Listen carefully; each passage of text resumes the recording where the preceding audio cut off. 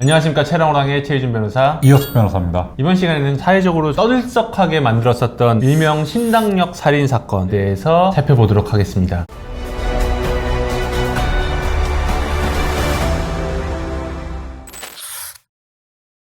피고인은 피해자를 3년 가까이 스토킹하던 직장 동료였습니다. 실제로 같은 장소에서 일한 적은 없고 입사 동기였던 것인데요. 피고인은 피해자를 집요하게 따라다닙니다. 그리고 수차례 협박을 했는데요. 만나자는 협박, 불법 촬영물을 유포하겠다는 협박 등을 합니다. 이에 대해서 피해자는 고소를 했고 사건이 한 개가 아니라 두 개였는데요. 즉 고소가 들어갔는데도 추가적으로 범행이 발생했던 것으로 보입니다. 피고인은 검찰로부터 이미 징역 9년을 구형받은 상태였는데요. 이 때문에 피고인은 피해자 때문에 내 인생이 망했다라고 생각하기 시작했다고 합니다. 심지어 여기 해당 범죄 중에는 일부는 반의사불벌죄가 섞여 있는 것으로 보이는데요. 그 점 때문에 합의를 강력하게 바랬던 것으로 보이고, 특히나 스토킹 범죄 같은 경우에는 피해자와 가해자 사이에 관계가 있는 경우가 많기 때문에 합의를 위해서 추가 범행이 발생될 수 있는 거죠. 검찰이 구형하는 날 피해자는 합의를 원하지 않는다, 이 사람이 나에게 접근하지 않도록 해달라라고 재판부에 호소했다고 하는데요. 그 점을 본 피고인이 범행을 결심하지 않았나 합니다. 피고인은 당시에 진행되고 있던 재판의 선고 전날 피해자를 찾아 나섭니다. 사내 정보망을 통해서 근무 스케줄을 확인하고요. 피고인이 일하는 장소에 가서 1시간을 기다립니다. CCTV를 보니까 가면서 에코백 같은 데다가 살해할 도구, 모자에 쓰는 비닐캡 같은 것까지 싸가더라고요. 증거를 남기면 안 된다라고 생각을 해서 그런 것까지 쓰고 범행을 저지르지 않았을까 싶은데, 이거는 우발적으로 이루어진 범행이 아니라 아주 철저하게 계획적으로 이루어진 범행이라는 거죠. 그리고 피고인은 1시간 동안 벤치에 앉아 기다리다 피해자를 발견합니다. 피해자는 당시 수리 중이었던 화장실로 피신을 하는데요. 피해자를 따라 들어간 피고인은 칼로 피해자를 잔혹하게 살해합니다. 그때 피해자는 화장실 내부에 설치되어 있던 비상 버튼을 눌렀는데요. 그 비상 호출 버튼으로부터 연락을 받은 경찰이 출동해서 피고인을 검거하고 피해자를 구하려 했지만 피해자는 이미 과다출혈로 사망하게 되었습니다.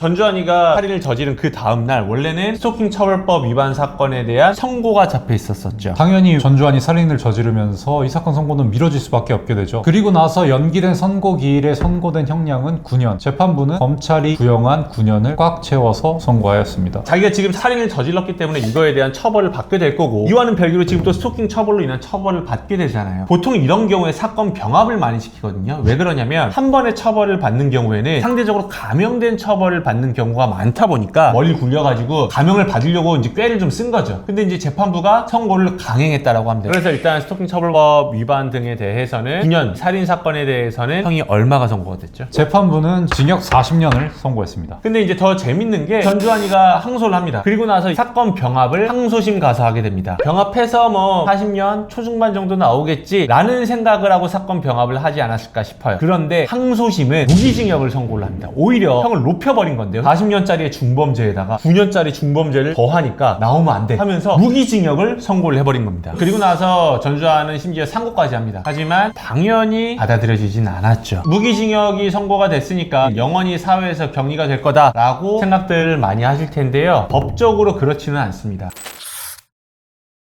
우리 법에는 이제 가석방이라는 게 있거든요. 형기를 살다가 이 사람이 정말 반성하고 뉘우치는 것 같다, 이런 경우에 형기가 남아있다 하더라도 사회로 내보내주는 걸 가석방이라고 합니다. 일반적으로 유기형인 경우 그 형의 3분의 1 이상을 채우게 되면 가석방에 대한 대상이 될 수는 있거든요. 무기징역형 같은 경우에는 20년 이상 수감 생활을 하게 되면 가석방 대상자가 될 수 있습니다. 너무 중범죄이기 때문에 가석방 가능성은 저는 희박하다라고 보는데, 전주환이 같은 경우에도 20년 이상을 살면 어쨌든 법의 요건에 따르면 가석방 심사를 받을 수 있는 대상이 된다는 거죠.